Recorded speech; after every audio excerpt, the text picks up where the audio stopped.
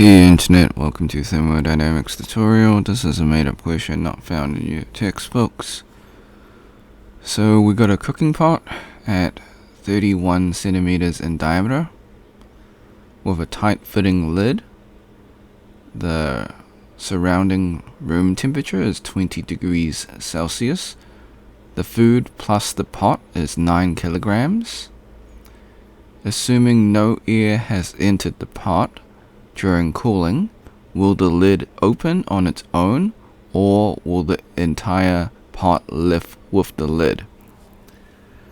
So this is a force comparison question, and we'll explain what happens at the end. So step 1, draw your free body diagram, your FBD. This will help you visualize the problem. So we got a pot, and then we got a pressure gauge for the surrounding room temperature. Now we're going to assume that it is at 1 atmosphere. So that's an assumption. Step 2, list all the given variables, find the unknown. So we're going to assume that the contents inside will be some form of water mixture, so we're just going to use a water table. So that's why I put water here. So that's another assumption. So generally when you're cooking with a pot, it would have some kind of liquid, generally water. So not always, but generally. Okay. Step 3, find the reaction force formula. So we just derive it from the given values and we end up with this. So we've got the area multiplied by the pressure difference. Alright, so step 4, everything is given except for the saturated pressure. So this saturated pressure comes from the 20 degrees. The atmospheric pressure, we're just assuming it's 1 atmosphere. The diameter of the pot is given. Alright, step 4, find the pressure at 20 degrees Celsius. We know it's saturated pressure because it's cooking from, where does it say? So it's just cooking from room temperature. So we know it's not going to exceed saturated temperature. It won't go to superheated vapor. So that's why we're going to the temperature table for water.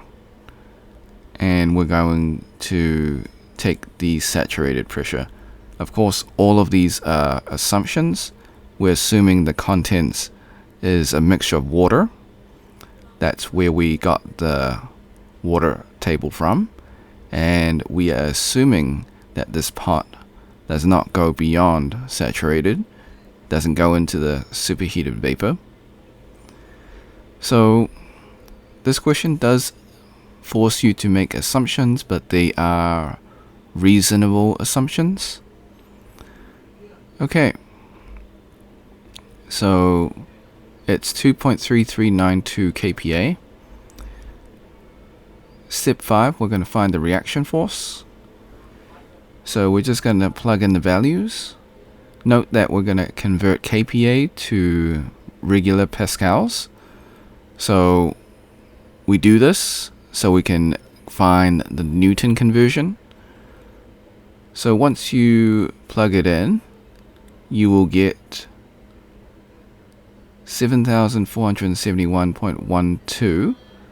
It will be meters squared multiplied by pascals. Now 1 pascal is Newton divided by meters squared. So since there's meters squared being multiplied, these will cancel out and you're left with Newton. So the reaction force for the difference in pressure will be 7,471.12 newtons. Now we need to find the weight of the contents and the pot. So it'll be weight is W is equal to mass times gravity. So step 7, we just plug in the values. Mass is given. We assume gravity to be 9.81 meters per second squared. So that's 88.29 newtons. Step 8, we compare the forces. So the pressure difference is much higher than the weight and the weight of the contents.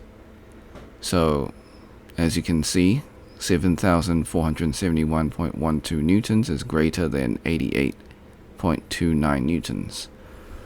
So that means the pan will move up together with the lid when the person attempts to open the lid by lifting the lid. In fact, it looks like it can be or cannot be opened even if the mass is several hundred kilos. So bonus answer, how do you open the lid? So what you need to do is to equalize the pressure. So you would have to reheat the pot to stabilize the pressure, and then you can lift the pot lid afterwards. Another way is you could disrupt the container.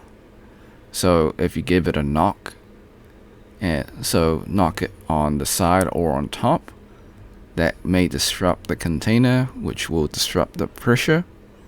So those are the two methods. However, if it is stuck, then it's most likely you're going to need to reheat the container in order for the pressure to equalize, and then you can lift the lid.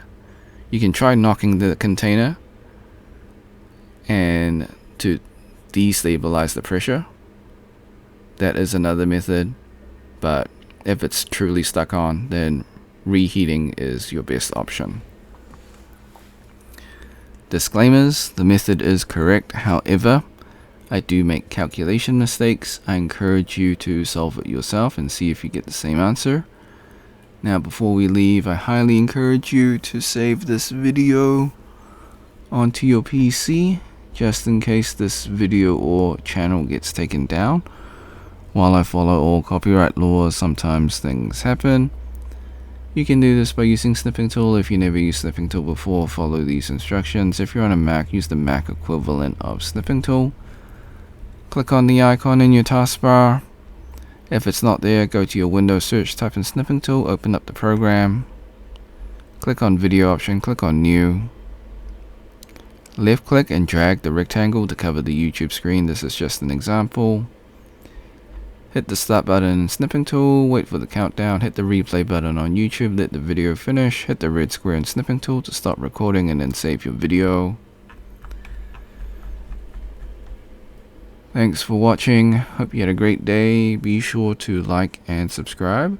Share with your friends, because this is a made up question, so they probably won't be able to find it.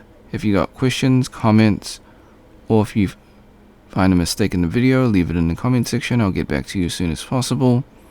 If you want to support me, become a member or drop a super thanks. Until next time, see ya.